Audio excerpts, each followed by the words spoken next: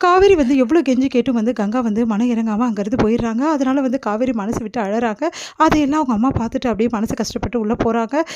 காவேரியால் தாங்கிக்கவே முடியல. ஏன் அக்கா இப்படி பண்ணுறா அப்படின்னு சொல்லிட்டு யோசிச்சுட்டு இருக்காங்க. இங்கே வந்து கங்காவுக்கு வந்து மனசே இல்லை. தச்சிக்கிட்டே இருக்காங்க. ஆனால் அவங்களால தைக்கவே முடியல. ரொம்ப மனசு வெடிக்குது அவங்களுக்கு.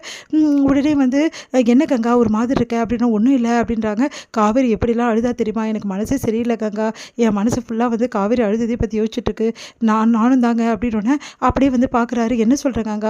ஆமாம் காவேரி இவ்வளோ அழுதா, இவ்வளோ கெஞ்சினா, எனக்கு ரொம்ப கஷ்டமாக இருக்கா. அப்போ போயிட்டு வரலாமா கங்கா அப்படின்னோடனே உடனே அமைதியாக இருக்காங்க. அப்படியே பார்த்துட்டே இருக்காரு நம்ம வந்து குமரன் கங்காவை.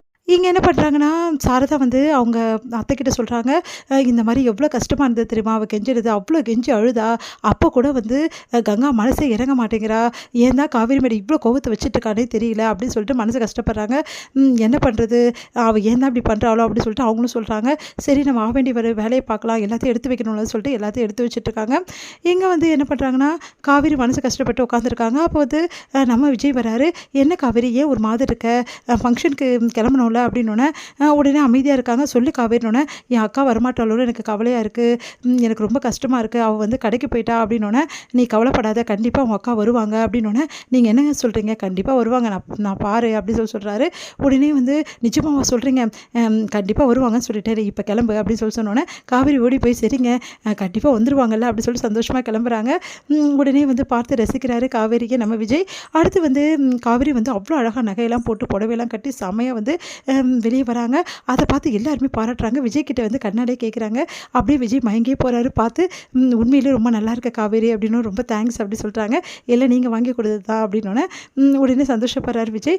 அடுத்து வந்து சரி டைம் ஆகிடுச்சு வாங்க அப்படின்னு சொல்லிட்டு எல்லாருமே வந்து சொந்தக்காரங்களாம் வந்ததால் தாலி பிரித்து கோத்துடலாம் அப்படின்னு சொல்லிட்டு உட்கார வைக்கணும் அப்படின்னு சொல்லிட்டு உட்கார வைக்கிறாங்க. அப்போ காவேரிக்கு மனசே இல்லை, அக்கா வருவாளான்னு பார்த்துட்டே இருக்காங்க. என்ன காவேரி என்ன பார்த்துட்ருக்காருன்னு, இல்லை அக்கா வந்துட்டுமே அப்புறமா ஃபங்க்ஷன் ஆரம்பிக்கலாமே அப்படின்றாங்க. நல்ல நேரம் போயிடுச்சுன்னா மறுபடியும் வராதுமா, சொன்னால் கேளு, அக்கா வரும்போது வரட்டும், முதல்ல வந்து உன்னோட தாலி பிரித்து முதல்ல கோக்கணும், டைம் ஆகிடுச்சு அப்படின்னு சொல்கிறாங்க.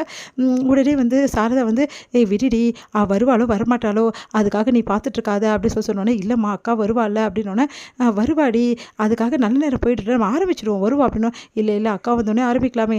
சரி காவேரி இவ்வளோ சொல்கிறாள், ஒரு 10 நிமிஷம் பார்க்கலாம் அப்படின்னு சொல்லிட்டு விஜய் சொல்கிறாரு. சரிடா அப்புறம் இஷ்டம் அப்படின்னு சொல்லிட்டு மற்றதெல்லாம் பார்க்கலாம்னு சொல்லிட்டு எல்லாத்தையும் எடுத்து வைக்கிறாங்க. ஆனால் வந்து கங்கா வரவே வரல.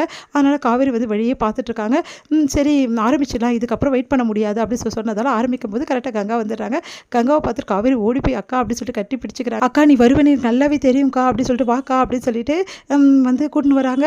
அடுத்து வந்து காவேரிக்கு வந்து தாலியை பிரித்து கொத்து விஜய் கிட்ட கொடுக்குறாங்க. விஜய் வந்து காவேரி கழுத்தில் போடுறாரு. ரொம்ப சந்தோஷம் அடைகிறாரு விஜய். அடுத்து வந்து காவேரிக்கு நெத்தியில் குங்குமம் வச்சு விட்டு தாலியிலே குங்குமம் வச்சு விடுறாரு.